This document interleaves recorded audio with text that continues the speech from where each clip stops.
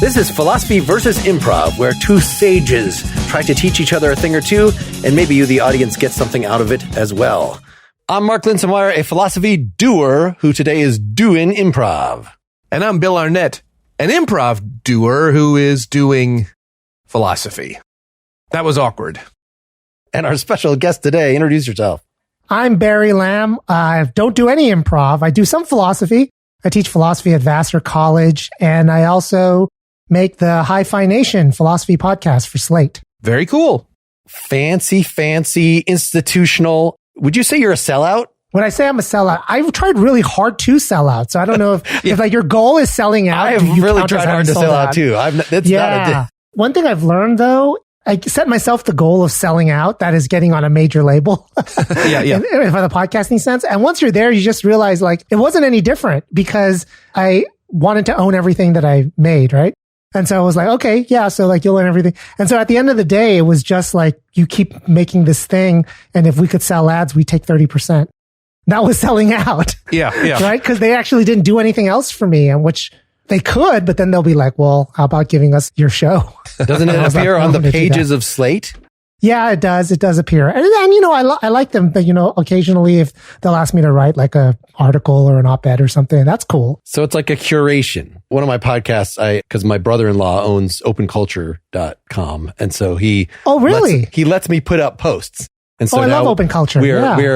But he doesn't have to do it. You know, he doesn't have to pay us. We don't pay him. It's just a matter. He lets me bother to do that. So, well, open culture, the whole spirit of it is like everything's free and we'll just direct you to free stuff. Right. So how can you possibly sell out? Yeah. Hard to monetize. Boo, I say. But in some possible world, see, I'm transitioning here. Yeah. Because our topic today that you brought on, because in the latest season of your show, you devoted 4 episodes to Mr. David Lewis, who I've covered on Partially Examined Life. Bill, have you heard that name, David Lewis? It's a common first and last name in the Western world, but I don't know the one you're referring to. Let's just say that. Maybe it's an alias. Maybe he was given it by witness protection. Yeah. It's so common. It's one of the theories of why he's not famous. You can be Ludwig Wittgenstein and be famous, but you can't be David Lewis. Yeah. He needs to be D. Lewis. That's right. Or D. Lou. I think we should call him D-Lou for the remainder of this. But we don't even care. So on this show, we can put the name out there, but I will refer folks to hear 4 hours, let's say, rounding up, of content about this man's life. But the thing that he is famous for in philosophy is for talking about possible worlds. Bill, what do you think of when I say that? Like Doctor Strange and the Multiverse of Madness? Not gonna lie. You know, some of the physics things around each decision makes a whole other universe where that decision happened and all those things. Is that in philosophy? Is that the same thing? That's exactly what it is. And in fact, what you've described is exactly what David Lewis thought it was. Okay. Right? So possible worlds, possible universes in the science fiction sense is literally what David Lewis is advocating as being the truth. Okay. Whereas other people think, possible worlds are stories people come up with that they imagine as alternative universes, but they're not the actual alternative universes. Whereas David Lewis argued famously, there are. For every possibility, there is a universe that exists just like this universe in that it's being concrete and real, and it exists. I mean, that's a lot of universes. Any one of us is constantly creating millions of universes a second, right? That's right. In fact, you can actually prove a theorem as to how many there are. And it's called uncountably infinite, right? So you can't even count it. In fact, there are uncountably infinite worlds that are exactly like this one, duplicates of this one. There's that many possible worlds where things look exactly the same as they are in this world. Wow. Okay. In the entertainment world, boy, they love that kind of stuff. I mean, that's Rick and Morty and all of your current run of Marvel stuff loves having fun with those multiple universes. Well, it's the idea, not that they exist, but that we can travel between them. I believe the latest Michelle Yeoh film is that. Correct? Everybody's talking about that movie. Yes. I have not seen it yet. No spoilers. Yeah, me neither. But I hear that everything and everywhere are in it, though, all at once. They're in the title. That's for sure. That's what I know about the film. I love the idea of a world, because you know how our world, it's like unfolds through time. What if all of the times in our world were smashed up into like 2 seconds in another world? So all of the events that happened over millions or billions of years, because there is such a world. Like if this is a possibility, you can actually play with time. So if you have everything everywhere and then you simultaneously scrunch it up into a moment, there's got to be a possible world where that's true. There's, I forgot the name of the band, but movie and music director, video director Michel Gondry did a video where it's a split screen. And on one side, it's playing forward. It's just following someone through their life. So this woman through her day. Another side, it's a different woman going backwards. And at one moment in the middle of the video, their lives intersect. It's just interesting. I wonder if it's possible to make a coherent piece of music that way, actually, because music's one of these temporal things, right? You like go forward, you go backwards, and then you can also smush things up, right? Well, the smushing together made me think of a particular open culture post that somebody on YouTube or something took all the Beatles songs and laid them on top of each other so they would all end at the same time. Oh, so wow. like it starts off with just the beginning of, I guess, Revolution number 9, because that's the longest song. And then whatever the second, You Know My Name, Look Up the Number, whatever the second longest song comes in, and you hear them playing simultaneously. And then by the time, you get 5 or 6 songs in there, it's just a mass of crap. And the last 3 minutes or 5 minutes are just complete noise. And so that's when you say, what if time were constricted? Like it would be a bunch of nonsense. It would be something that could not possibly be experienced by anyone. And that maybe is the whole issue with not just that there are many universes that we could have fun with and travel between, but usually there's some like plot tricks where, but this thing can't change. Davey has to die on May 5th or else the whole universe explodes. Like, no, literally right. It's like mathematical sets, like that there are, even of this moment, let's just say there are infinite numbers of identical sets and then just go from there. It's actually an interesting insight. Like we love the idea of thinking about other possible worlds in science fiction, but in all likelihood, if world sliding were to take place, we probably end up in a super fucking weird world with like time is half time or double time or there is no time. And we can't even think of like, we wouldn't want to have a series or a film about that. I mean, maybe if you were being experimental, you would. But if you wanted to make like a mass popular film, everything has to be basically the same structure as our world, right? Basically the same kind of people. Basically. Yeah. How many just useless worlds? Cats are called dogs and dogs are called cats. But otherwise your life is still miserable. This is no fun at all. Here I am hopping from world to world. And in this world, we call red blue and we call blue red. Otherwise it's identical. It's like, well, this isn't fun or interesting. I'm still a loser. Yep. Every possible world you've been to. It sounds like this is suggesting some sort of a scene that could be acted out and give insight to the listeners. Very elegant transition, Mark. Now, Barry, I don't know how much of this show you listen to or other improv you've seen or whatnot, but the idea is we're just going to pretend to be different people. Oh, wow. For 3 to 5 minutes. That's kind of it. And I think a hang up sometimes people have is that they might think about being someone else rather than being someone else. Ooh, talk about multiple universes.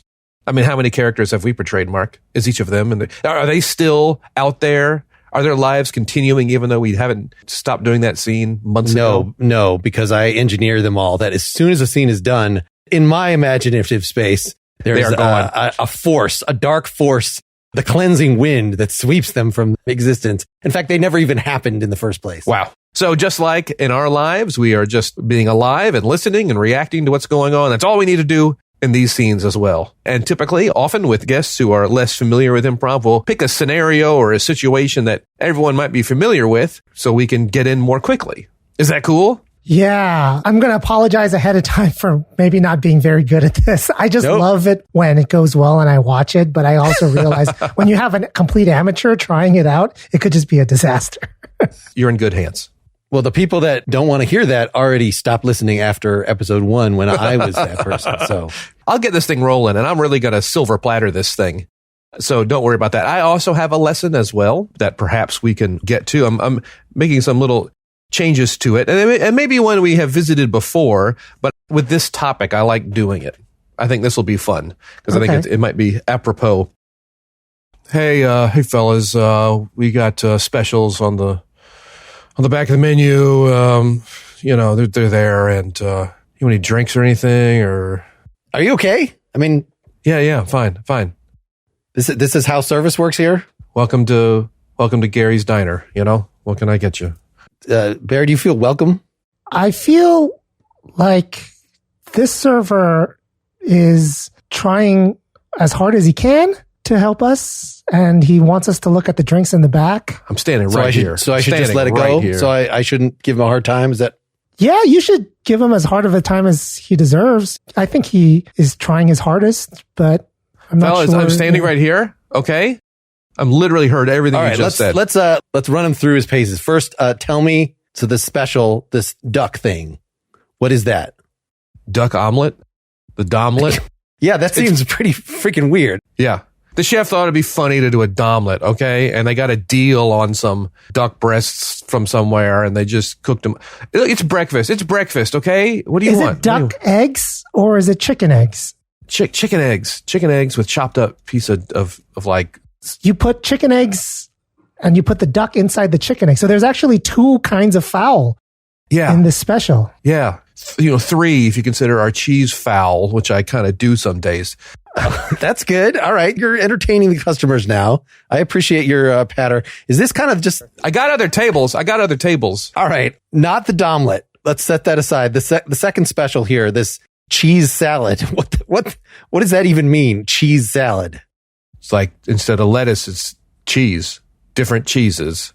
So this is like one of those jokes for people that, I'm on a diet. I see seafood and I eat it. Like I eat a cheese salad. Is that the idea? People like cheese. You get 3 or 4 different kinds of sliced cheese that are torn into leaf-like sizes and piled together with carrot strips and some sliced hard-boiled egg and some ham and choice of dressing, Can I get the dressing on the side, or does it have to be tossed in with all the cheeses? You can have it on the side. Everyone, I don't know. When did that happen, huh?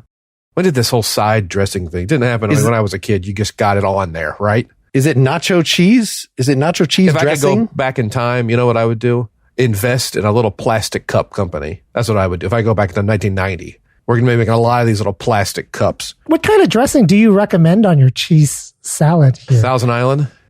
Oh, Thousand Island. Okay, so that's what makes it a salad. That it's not just like nacho cheese poured on cheese. I mean, we can probably put nacho cheese on. Fellas, please, just it's a diner, all right? You know what's on the menu. Everyone knows what's on a diner menu. I thought I knew it was on a diner menu, and then I see domlet and cheese salad. Is Gary the chef? Gary, whose establishment this is? Gary's been dead for like 30 years, all right? And this is just... Oh, that's really sad to hear. I never knew the guy. I just, he started this place in the 70s or something, all right? All right, so in the possible world where Gary did not die, do you think he would have put domlet and cheese salad on your menu? He probably would have put something weird and like semi-racist on the menu, okay? I mean, he was an old guy. Let's just be honest, all right? What is a semi-racist food? I don't want to go there.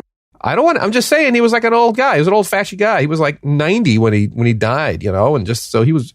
I've eaten plenty of racist foods, and I might have even eaten something that Gary made. So I totally understand what you mean. All right. Thank you. Thank you. Yeah. That one thing that he did with that collard greens, that was not cool. That was just, it was. No. Yeah. Naming the foods would be where you'd get into trouble, right? It's not the foods themselves, or is it? Like, is it cultural appropriation to just be like, I don't, again, maybe getting specific is not wise here. He downgraded General So to a Colonel. That's what happened. It's Colonel So's chicken. He added the little bits of corn in there. We didn't have any broccoli, so he just added corn. Ha ha ha. All right. That actually sounds pretty good. Could you whip one of those up? Colonel So's chicken? No? Guys, I don't want to be here. I don't want to be here. All right. This is not how I imagine my life. Okay. Do you want to just sit down? Working at a damn, I can't. They see me sitting down. I've already spent enough. I'm getting evil glances, getting daggers stared at me from the manager. Can I just come back? Dottie over there's the manager. She's your boss? Yeah. Dottie's my boss. Can you believe it? What if we order like twice as much food as a normal customer, and then you'll be justified in spending twice as much time here? Would that be okay? Hey, Dottie, can you come over here? Dottie, if we ordered 2 domlets and a couple of cheese salads, could our friend sit with us and take a load off? I'd really like to talk to him for a little bit. Well, only if you done got any more tables. You got any more tables? Yeah, I got 2 of them. Well, then you can't. 2 domlets and 2 cheese salads? Really? I can order another piece of pie. They're a joke. You know that, right? Those things are a joke. Which Can one? we order? Cheese So salad. they're not Joke. orderable? You can order them, but it's a joke. You know what? Does that mean that You they know don't what? actually serve you, or that it's just... If you order them, Lance can have his whole break with you. How about that? Is that okay? That's your food, then Lance can sit with you the whole day. Lance, will you eat these things? Now I'll watch you guys attempt to eat them. That's fine. Yeah, let's do it. I got nothing better to do. All right. Imagine a possible world in which we ordered 2 of both of those things. And then imagine we could travel to that world here, but the people in that world will have paid for the food. How about that? You guys aren't going to pay for your food? Is that what you're telling me? In this world, you're not going to pay for your food? I'm confused. I'm by the fact that there are omelets in this world and a cheese salad. So I think once you make that move, all bets are off. Fellas, if you can move between worlds, please take me with you. We did it. We'll stop right there. All right. We'll stop right there. Not bad, Barry. That was fun. Yeah, I don't know.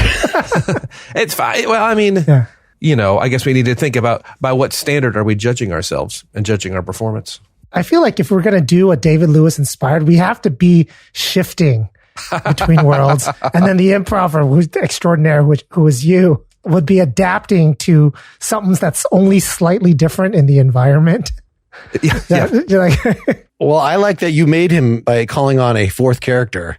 Yeah. You made Bill Swish. I know, wasn't Barry. Sure, if I was going to do some sort of terrible flow voice. Kiss my grits. Yeah, Kind she of was. thing. And so you were saved that. Thank you, Bill. That's a reference that's dying, FYI. which is? Exactly. Anything from the TV show Alice, you can just mark that off. Just mark it through right now. I would have thought in that particular setting there would have been a lot of kissing of grits. I make nice grits. I'm not going to lie. You got to temper it, but egg yolks in your grits go a long way. Here's my question, Barry. So there are multiple universes. If there's no way to interact with them, if there's no information we can get from them or get to them, does it have any utility at all beyond plot points for Hollywood movies? They're supposed to, they're supposed to. They're supposed to be useful. In fact, the whole argument that Lewis makes as to why you should believe in them is that they're useful. That is, they're supposed to be useful in the following way. They're supposed to explain what's possible for you here. Like if you think, what are my possibilities? What are the things that are open to me to do? The fact that other universes are concrete are supposed to tell you something about that. Okay. It's a little abstract as to how they're supposed to tell you something about that. And the whole point of Lewis versus his enemies is that other people are like, you don't have to think they're concrete for them to tell you something. And he says, no, you do. That's an ongoing dispute. So I'm not the person to ask about how to resolve that. But the idea is supposed to be the fact that they're concrete is supposed to make a difference in the same way that some people think, hey, what's morality? No, moralities are facts. And you're like, what does that make a difference whether they're facts or something else? And like, no, it matters. If it's a fact, then there's something that can do for you when you make an argument with somebody. But if they're not facts, they're not. Something like that. I guess there's a warm, fuzzy aspect to it. To know that different me actually did achieve the dreams that I have and didn't theoretically achieve them, but actually achieve them. There is another Bill somewhere else. Absolutely. Listening to the two of you have a podcast from my Beverly Hills swimming pool, and it isn't just an abstraction. It's a true thing. That's right. That's just kind of a warm fuzzy though, isn't it? So Lewis, though, is exceptional among philosophers who use this kind of talk in believing in the literal existence of the possible worlds. And I'm not sure, as you say, it's not obvious from what I've read of him, how much that is actually required. That most of what you would want to do, and he's not the first guy to talk about this, but the whole idea of modal logic, right? So you can talk about what might be, as you were saying, what the possibilities are right now, or what has to be. That's right. What has to be. By talking about possible worlds, by saying if something must be this way. So like you might ask about the law of gravity. Does it have to be that way? One way to ask, is there a possible world in which it is not that way? And we think probably with physical laws, at least we don't know of any, like it's merely physical, right? It's not a logical thing. Whereas gravity, both at the same place and the same time, pulling objects up and pulling objects down or something like that, then that is supposed to be a logical impossibility. And so you could say there's no possible world in which that happens. And it turns out, if you think of things in that way, that there might be a lot of things, or at least some things that seem like logical impossibilities, but actually maybe you could, with clever mathematics, come up with a scenario or something like that. We don't make that distinction between physical and possibility I want to just say, if there's some other word besides possibility simpliciter. Does that work, right. Barry? Is there something wider than logical? No, I mean, I don't want to get into that, right? Because there are people who think there are impossible worlds and all that stuff. So that's absolutely right. In general, if you start thinking about the distinction between what you can discover versus what you can invent as a human being, right? So if you thought that possibilities and necessities, things that have to be, are facts, right? Like these are things that you have to discover. You don't just get to make it up, right? Yeah. And just decide that this has to be true or that this is a possibility. Modal realism, the idea that there really are these possible worlds, you really do think the actual possibilities are out there. They're facts. Those kinds of facts are discovered and not just made up. And you really are under less pressure if you think that they are just devices of human thinking. Then, whatever. You think it's possible? Yeah, we can just invent out what our possibilities are, invent out what the necessities are. Say I went to a bunch of different possible universes, and they were, in my perception, identical to this one. I could tell no difference between all these different universes. And I got, I would go to CNN.com and every single one, and it's just like letter for letter identical. Would that mean there's no free will? If it turned out that every possible world was like that, then I think that would be a really good case to be made. Like, it's actually true that there are all of these other possible worlds that are identical to ours. So long as there are still others that you did something and it changed things around, then you could still have some free will. And again, of course, this goes into the argument over what free will is. And, a lot of people think, hey, look, there's no possible world in which Jesus wasn't perfect. But Jesus had free will. And you're like, okay, wait. So if every single world that Jesus was in, he does the exact same thing? Yes. And Jesus has free will? Yes. In that sense that God has free will? Yes. And you're like, okay, well then whatever free will is, it must be one of those things where, you could have the exact same thing in every world and you could still be free. I guess that's what that is. Things that seem like, from an external perspective, that they should be possible, right? You could have gone left rather than right, that if you're a believer in strict causal determinism, it should be the case that given the complete state of the world at time t, then, 1 second later, that is determined. So there is no possible world, if you're a strict causal determinist, in which t is the way it is identical to is now, but t1 is different. And so that should work for all of history. So there really should be, if you don't believe in free will, if you don't believe in any indeterminacy, there should only be one possible world, except if you're talking about different starting conditions. If the starting conditions can be completely different, then of course we could then regenerate infinite possibilities, but it seems the order of infinity would be much lower, right? Because it's only the starting conditions, not that every second we could have an infinite number of possible next steps. No, that's right. And it actually makes my Jesus and God thought experiment the more weirder. And you have to commit yourself to being some kind of compatibilist about free will. Like people do say this about God, right? Would God have made like the super evil universe? No. Right? Oh, so everything that God does, God will do it exactly that way? Of course. God does exactly the thing that God does in this universe. Oh, so God doesn't have free will? Of course he does. Like if anybody has free will, God has free will. Okay, so what free will is must be the thing in us that's kind of like the thing in God, where like exactly the same thing happens and you choose exactly the same thing and all the initial conditions. Yeah, but it's still free. So they give some story about that. It has to be that way if you're like a theist or you even like that device talking. Cause like theists definitely do not want to say there are all these other gods that did all these other things slightly differently. I think there's something that gets used in Hollywood a lot and probably other media. This idea of, there's other universes, but there are these nexus events.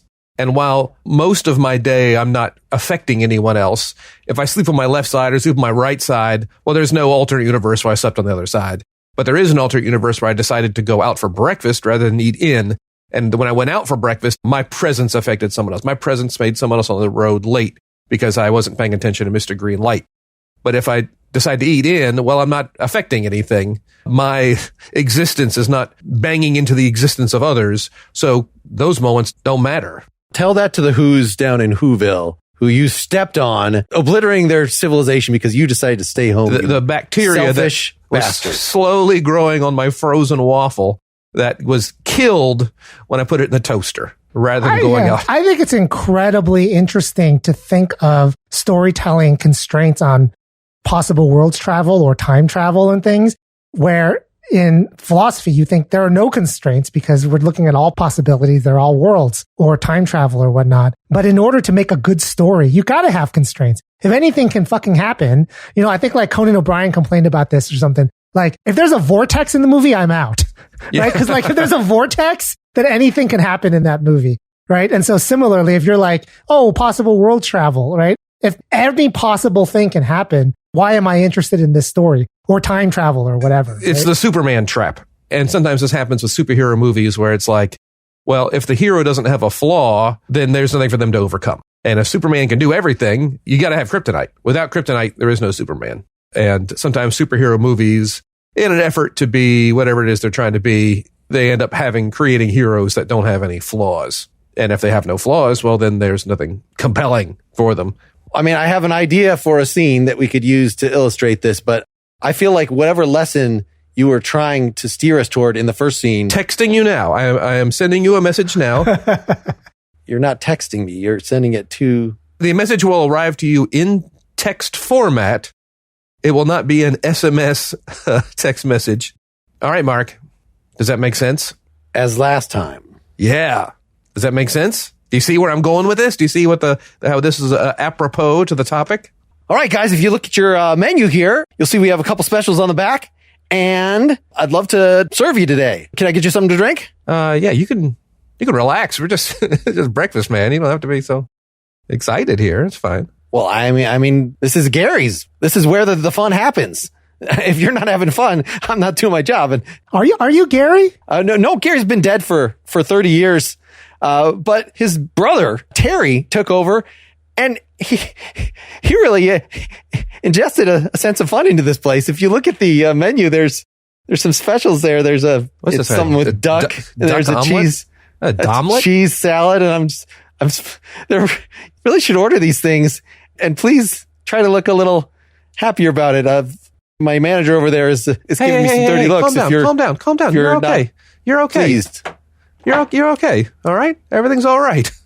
We're happy. We're plenty happy. We're content. We're content. Okay. So everything's good at home for you? Oh, I'm sorry. I shouldn't ask you personal questions. We really need to get on these beverages quick. Can I just sit down? Yeah, sure. The enforced fun is a bit much, and I'm not sure that any of us are safe. Can you just please order 2 of everything of these specials, and then I can have an excuse to sit here? Is that okay? 2 of every one of these specials? Yes. There are 17 specials here. Yes. Well, Terry is really creative, and if all the specials don't get ordered, then he feels very unappreciated, and he rather takes it out on the staff. So, all right. Hey, calm down. There's the duck omelet. Did you see that? It has real duck in it. It doesn't have duck eggs. It has chicken eggs. It doesn't make sense to me either. And there's the cheese. Shh. We can see that. You're okay. Okay. You're okay. Hey, it's clear that this job is putting a tremendous amount of stress on you. That is obvious. Yeah? Yeah. Only motivational stress to make me do a better job making people happy. Can you imagine a place in which none of this is here, in which this is reduced to fiery rubble, this entire building? Can you make that happen? Is there any chance? Or just call the police. I'll have an OJ, and I'll have the domlet. I'll have the domlet. All right? An OJ and a domlet. Okay, you, sir. Can I get you 3 cheese salads? Yes. I'll take a cheese salad. Yeah. Okay. Yeah. A cheese salad and the domlet. The third special, it's called escargot because it's like a snail, but it's just a snail shell because the snail is gone. I'm sorry. It's not a good idea. Can you just order a couple of those? I'll even pay you out of my pocket. People eat escargot for the animal, not for the shell. You would think, but it's kind of like a Happy Meal where the toy, you don't eat the prize, right? You don't eat the toy. So it comes with the shell, and it's a pretty nice. Your kid might. I'll take a couple of escargots. Yeah, escargot okay, over all right, there. and then at least you don't have to eat that because the rest of these. All right, this is looking good. Before you go, are you okay? Blink your eyes if you're not okay, man. I'm not okay at all. None of this is okay. This whole thing, I feel like I just woke up this morning and everything was what the hell kind of possible world is this that these specials exist? Yeah, I can't imagine these existing anywhere else. These are ridiculous. Yeah. So clearly my manager there says they're a joke, but then like she stabs me with that spatula of hers while she's saying that. So You mean Dottie? Yeah. She looks kind of nice. Yeah, we know. We've been here before. We know Dottie. You're with Dottie? I like Dottie. Oh, fuck. This is... Yeah, I'm gonna go get those specials. Dottie, everything's fine. Everything's fine. The lines were crossed in dealing with these customers. Let's be done with this. Thank you. Good night. Goodbye. Everything's fine. So long. Should we call Dottie over, or do you want to speak to Dottie, Barry? Do you want to speak to? I would ask Dottie what's going on with her servers. I mean, I think we should definitely ask that. I think we should. Hey, friends.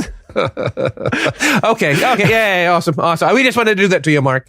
All right. We just wanted to torture you. See you sweat a little bit. So should we tell the audience the direction you gave me? Well, I hope it's fairly obvious. Barry, can you guess what the direction was? Was it the inverse possible world? So you have the opposite mood of the last server? The inverse possibility was optional, but it was simply put us in the same world. Try to start with the exact same line of dialogue. Use the same line with a different emotion. So what makes worlds different? That's my question. It's easy to think, well, in this world, like even in my examples earlier, they were very like, oh, I did this, right? I turned left rather than turn right. I had breakfast out rather than breakfast at home. But maybe what makes these worlds different is our emotions, or we can see that by changing our emotions, we drastically change the realities in those worlds. Yeah, absolutely. That's definitely a sufficient condition for being in a different world. I'm going to name my modal jazz combo sufficient condition. I think that's fantastic. So a possible world with imagine everything is exactly the same, but we're not having a good time. We're all still saying the same things, but we all have a deep anxiety. That's the only difference. It doesn't show up in behavior whatsoever. Would that be the emotional difference is sufficient, even if it involves no change whatsoever in behavior? Yeah, absolutely. Absolutely would be a difference. It would be a difference in fact. And, the funny thing is that even if there is no difference in any other fact, even in mood, you can still have a difference in possible worlds. And early on, David Lewis had to think about what does that mean? Like, how do you differentiate? The only thing he came up with was as long as it's, space-time separated, just by saying it's a different world, it counts as a different world. It just has to be in a different time and space. That's it. Sure. Right? So you can duplicate things and still be in different worlds. Two things. One thing is that when people get into improv or get into the arts, often they think of story or children, like children's stories. They're just very, this happened, then this happened, then this happened, then this happened. And it's very devoid of personality. Dick and Jane, see Dick run, hi Spot the dog, Spot chases Jane. But as people get more sophisticated through childhood, suddenly you have things like good and evil. But good is always good and evil is always, Elmo is as pure as the driven snow. But then you start getting into more complicated things like, well, to keep the Sesame Street idea that Oscar's a grouch. Is Oscar bad? Is Oscar good? Oscar's a grouch. These things get more sophisticated. And the same thing happens with improvisers. When I'm, teaching improvisers, at first it's very like, well, what happens next? Well, what happens next? And eventually they get to a place where it's who is happening becomes more important and more interesting and more compelling. And if we think about our improv scenes, not as collection of the events can be the same in two different scenes, but what gives the scene its uniqueness is who these events are happening to. Interesting. So Barry, how was your Barry in the second scene different than your Barry in the first scene? I didn't have anything in me in the second scene. I didn't have Colonel So's chicken, General So's chicken. Oh, we missed that. We missed that. Yes. We missed Major So's chicken yes. Yeah. I was sucking enough air out of the room in that second scene that there was not a lot of room for... I would really love to, I don't even know the basics. The only thing I know about improv is yes and. I'm sure there's other rules of improv. Guidepost. But Mark, what was the lesson for episode 1? We're always already improvising. You're talking. You didn't write down what you were going to say here beforehand. So you are improvising. You're being the Barry who's in this possible world, in the actual world that's being engaged by us right now. You didn't have to come on here, but now you're saying all these things with your mouth that you wouldn't have been saying. Right. If you don't have a goal of you have to be funny, then that makes it easier. Well, again, then we have to ask what is humor and how is humor derived? And that's all. I mean, philosophy, that's a big thing. Sometimes we think about alternate universes. Well, in this universe, you turn left rather than right. But some of those universes, like if I turn left rather than right 30 years ago, that other universe is probably unrecognizable. Absolutely. Yeah. It's just gone. It's not like this one little, it's just like I couldn't substitute for myself in that world anymore. Yeah. At what point do these different realities spin away from each other at such, velocities to be unrecognizable as analogs? What you're describing is one of the things that Lewis talked about, distance between worlds. How far is this world from this other world? And really that's a feature of how different is this world from another world. And at a certain point, you can't really measure that, right? Because that one choice you made 30 years ago was very close to this world because it was just one choice. But it turns out that world is drastically different. I mean, I could have been that choice is what led to the pandemic. And then another thing it might be, what if it turned out that two worlds look very, very similar, but 30 years ago, 50 choices were made that were so different. But that's actually what canceled out all the other choices and then ended up in a world that looked very, very similar. Are those worlds significantly different or are they Or what close? if there's an aggregate of choices that keep all these worlds similar enough? That's right. And even though I may have turned left rather than turned right, someone else turned right rather than left. And as an aggregate, all of our choices together end up putting us about where we are. Yeah, exactly. A lot of the existentialists in Chekhov, all these fatalistic plays, play on that, right? Fatalism is this idea that no matter what you do, it's stronger than determinism, right? Because determinism is you do something will follow and it necessarily follows. But with fatalism, whatever you do, it could be 10 different things. You're going to end up in the same location at the very end. There was a famous Twilight Zone episode of some guy who was going to go back in time and shoot Hitler. And he rented a hotel room across, with 1932 or some, early date, rented a hotel room where he was giving a speech, and had a rifle, was going to shoot him out the window. And as he's getting ready to shoot out the window, it's like, room service. Huh? They always knock at the door or a tree branch, because there's all these weird things that happen that prevent, it's almost like time won't allow itself to be changed. And even though he gets close to shooting Hitler, just a strange event, a moving van parks right in front of his window or something oh, come on, try as you might, you can't change it. Yeah. I opened the David Lewis series, not about possible worlds, but about David Lewis on time travel. And so he had this view about time travel that aligns perfectly with what it is that you described, right? So David Lewis's view is that history happened. So if you time traveled, you are already part of that history that you traveled back into, right? No changes can occur precisely because, if there were, you would have changed it already and it would have been part of that history. So he really had that, what he called the 4-dimensional view, right? The view that history is completely fixed. If it happened, it happened. So that time I forgot my keys. I had to go back to the house. Me going back to the house prevented a time traveler from making their, to me, it's just, nuts. I got to go back and do something. But the universe needed me to do that to prevent a time traveler from carrying out some whatever. Well, and speaking of the existentialists, that one of the things that, according to an existentialist like Sartre, that we're liable to do is to see other people and see ourselves as just things in themselves, as determined, so that we project as, even though it seems like you could have made different decisions, you could have been a different person, we're unable to actually see ourselves or anybody else that way. We're unable to actually conceive of real possibility, or at least it is a very common trap for us to fall into, as to just that's the kind of person you are. That's the kind of person I am. I am a coward. I will always be a coward, to use one of his examples. And some sort of radical therapy, I guess, would be required to break those habits. Was Sartre talking about himself or you? He was talking about me specifically. Okay. All right. They said that I am a coward. Okay.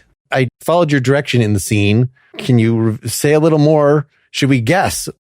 Well, I kind of spilled the beans a little bit earlier. Right. This whole idea of alternate universes, we think about it as actions that we did and kind of deny ourselves our emotional life. Okay.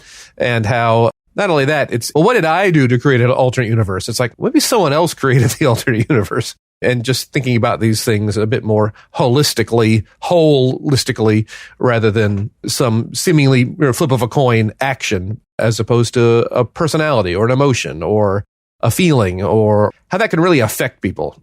Me turning right rather than left may not affect people so much as me going into a coffee shop as just in a real foul mood and really setting off somebody else. The things that really stick with us in our day. Yeah, actions happen. Someone doesn't turn on the green arrow and, well, come on, man, you got to turn on the green arrow. But I think the things that really stick with us are how our interactions with other people And what we think about at night is that, man, why was David such a douchebag today? I just wanted to, those are the things that really affect our lives perhaps more than. So would you say that if you had a choice to switch to any other parallel universe at the time, the ones you would most consider are the ones where you're different as a person in a scenario rather than you've done something different? Hey, I'm different and do something different. I think we're bumping up against free will here again. Am I a collection of everything up until now? Even my emotional choices? Do I have no choice as to who I am?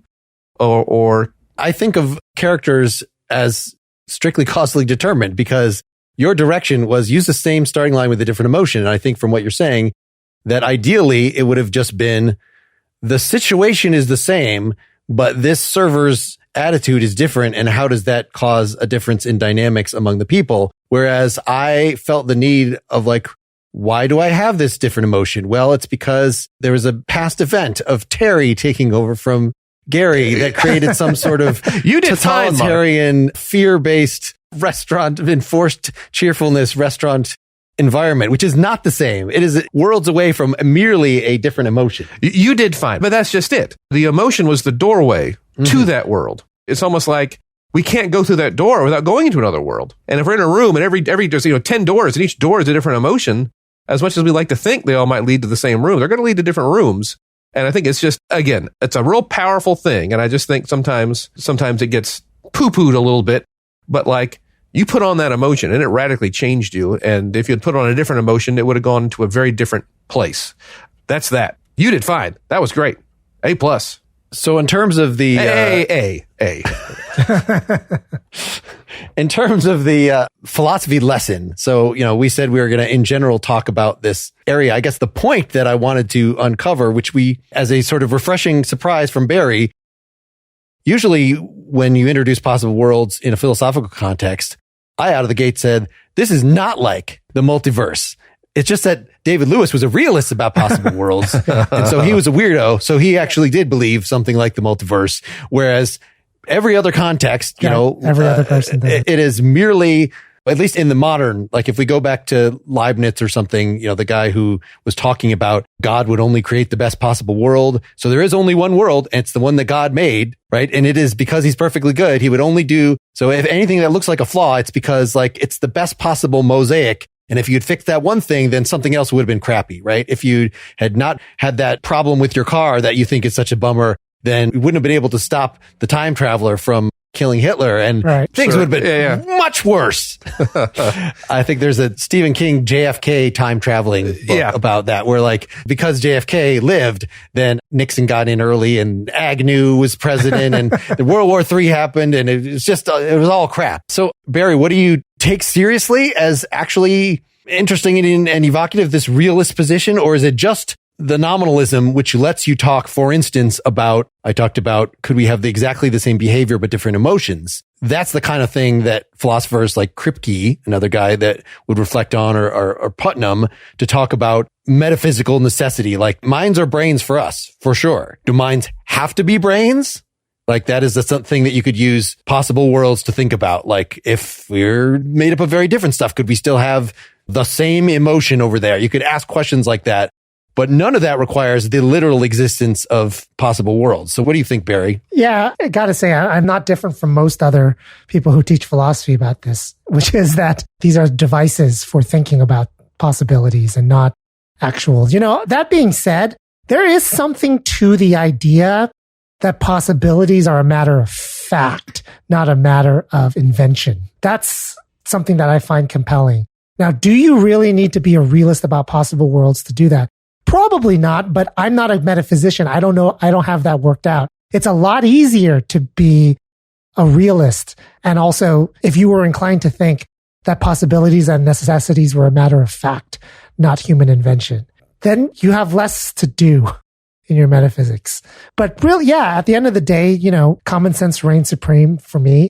I do think the way Putnam and Kripke think about possible world, they are devices for thinking and not actual things. We usually have the guest sort of decide, be the judge, whether the philosophy lesson or the improv lesson was more, I don't want to say profound. I don't want to stack the deck in any way. How would you describe it, Bill? What is the criteria? Impactful? Impactful. What will you carry away? What will you think about before you go to bed at night? Well, I'm probably going to think about the improv lesson because I don't get a lot of improv lessons. Fair enough. So I'll probably think a lot more about that. I'd be curious what the listener thinks about it. Yeah. All right. What about you, Bill? Do you feel like you came away from this discussion of possible worlds thinking about this thing that's already in the popular culture in a significantly different way? A little bit. I still have one question that went unanswered. And if I get a very brief answer, sure. What problem does possible worlds solve? Why even go there? Is there something issue that's occurring that, well, we need this solution? Yeah, it's a complicated answer. There is no problem possible world solves that you couldn't solve with something else. What is it a solution to? It's a solution to unclear and messed up thinking about what possibilities are. Okay. Yep. If you're asking about free will, which is obviously, unless you think all philosophy is bullshit, then that's a pretty useful one to think about. That's a heavy one. But that impacts right there on, you can put that in terms of modality. You can say, is it possible that you would have made this decision rather than the one that you actually did? So that is instead of asking directly about your psychology, you can ask about the metaphysics of it. Yeah. And you can say, is a scientific law like gravity, is it somehow necessary? Could there be even some portion of our universe, maybe inside a star or something like that, where gravity doesn't work that way? The laws of nature are different. And so these are, interact with scientific questions in interesting ways, I think. This is not a perfectly short answer, but if you think about questions like, what would have happened if the lockdowns were done 2 weeks prior in 2020, or if there was no lockdown during this or that or the other? And there was a time where thinking about and arguing about those questions looked like pre-modern scientific doctors arguing about counterfactual. Yeah. The people talking about counterfactuals. And what the middle of the 20th century with Lewis and Kripke brought was the right way to think about it is to compare two worlds and the set of facts that you would list in those two worlds, right? And then draw out the logical consequences from those particular kinds of facts, right? And just thinking about it that way at least clears things up. Totally. You can have equations. Yeah. You can do proofs. You can that's right. draw things in cool symbols. Well, that's cool. All right. Philosophy 1. Now that I have that answered. All right. But Barry is the boss on this one. So improv, this is column improv. Thank you, Barry, for joining us. Thank you, guys. It was a lot of fun. I sure learned a lot from you guys today. And I learned a lot from y'all too. And scene. Hey folks, hope you liked the episode. Make sure you're subscribed to Philosophy vs. Improv at philosophyimprov.com. If you like the show, we're still very much drumming for paid supporters through patreon.com/philosophyimprov. You'll find if you sign up there that in addition to extra talking for all our regular episodes, like we go on with Barry here for another 15 minutes or so talking about his podcast, about philosophy podcasting, about philosophy and popular culture. There are also bonus recordings up there. We so far have 2 discussions that we did on my new Philosophy 14's book, and we were about to record one on Bill's book, The Complete Improviser. And I think we're going to continue to do that to give something extra special for the supporters going forward. Now, I do have good news in that you may have heard on this episode some commercials that are not me talking, that our podcast host got bought by somebody or bought somebody anyway. They have the ability to auto-inject advertisements, which if we turn that on, does give us some support for doing this podcast, even without the ads we get from our regular ad provider that I would be reading myself. So this means that season 2 is in the planning stages. It will happen starting in September. But those ads that are auto-injected are extra irritating. And so I don't think you want to hear them. I think that is all the better reason for you to sign up at patreon.com/philosophyimprov. Or you can pay directly through Apple Podcasts. Either of those will get you the ad-free feed. But really, however you listen to it, we are just profoundly grateful that you are interested enough to actually listen to this show. Thank you for your interest, for your support. So long. I should sell my soul.